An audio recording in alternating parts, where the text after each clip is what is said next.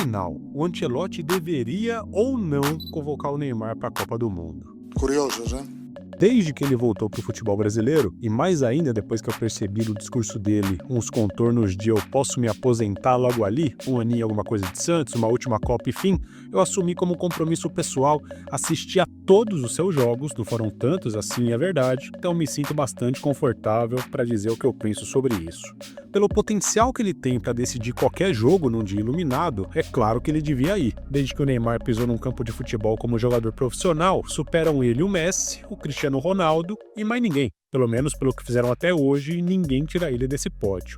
Por deixar ainda mais turva uma percepção já ruim que a maioria das pessoas vem tendo sobre a seleção e até uma má vontade que tem com ele, talvez não.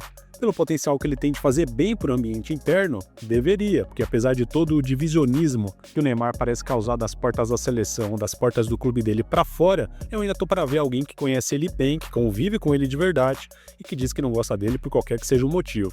O nível de obsessão por esse assunto é tão grande, é tão doentio, que já saiu até pesquisa Datafolha perguntando se ele devia ir para a Copa ou não. Mas e por bola jogada? E por influência real dentro de campo, por capacidade real de fazer a diferença em algum ou em alguns momentos? Em primeiro lugar, muito além de olhar para gols, para assistências, para números em geral, que é o que ficou na moda de uns tempos para cá, como se fosse possível analisar jogo sem ver jogo, o que todo mundo tem que entender é que aquele Neymar de antes, aquele cara que todo mundo se acostumou a ver, ponta, leve, rápido, driblador, imparável, esse Neymar não existe mais. E não existe mais por uma questão de tempo, o tempo é cruel, passa para todo mundo, tem uma questão técnica também, o Neymar tem cometido alguns erros que antes ele não cometia, às vezes até o raciocínio dele já não parece ser mais tão rápido como foi. Aqui, por exemplo, veio a toda velocidade, abriu-se um clarão para ele bater, mas ele preferiu um toquinho a mais que acabou complicando tudo. Mas na maioria dos casos, o raciocínio continua lá, ainda tá com ele. Quem não acompanha tanto é o corpo mesmo. Mesmo quando ele recebe e consegue ter uma certa explosão, sustentando ela por um tempo, pelo menos suficiente para se livrar de um ou dois, mas na frente ele acaba perdendo para ele mesmo.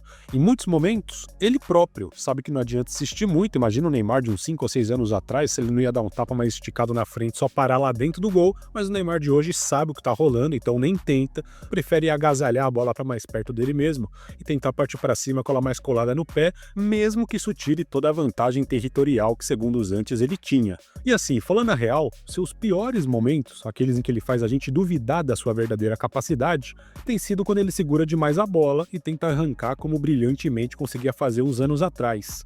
Com isso, o que fica para nós é uma impressão péssima de que o Neymar, entre aspas, acabou, de que o tempo dele passou. Além do tempo, certamente também tem uma questão de ritmo de jogo, que isso não é surpresa para ninguém, ainda está longe do ideal. Esses aí são todos os jogos que o Santos disputou desde que o Neymar voltou, e esses são todos os que o Neymar conseguiu jogar, o que por uma questão milimétrica passar só da metade é pouco. Voltou cheio de expectativa, então já começou numa sequência super intensa de jogos, teve uma primeira lesão muscular, voltou relativamente rápido dela, mas ao que pareceu ainda ser uma base física tão sólida, então logo depois já voltou a sentir uma segunda lesão, quando voltou de novo, ainda longe da sua plenitude, mais uma vez sentiu um problema muscular mais sério, depois mesmo somando essas inseguranças musculares todas, um problema no joelho. Ele continuou jogando, porque o Santos estava ameaçadíssimo de rebaixamento, passou pela cirurgia que precisava no final do ano e por isso perdeu todos os jogos iniciais de 2026 e desde então, embora nem pareça, vem passando por um momento um pouco mais estável no que diz respeito à sua frequência em campo, com controle de carga muito mais cuidadoso e tecnicamente vai tentando se aproximar do seu melhor.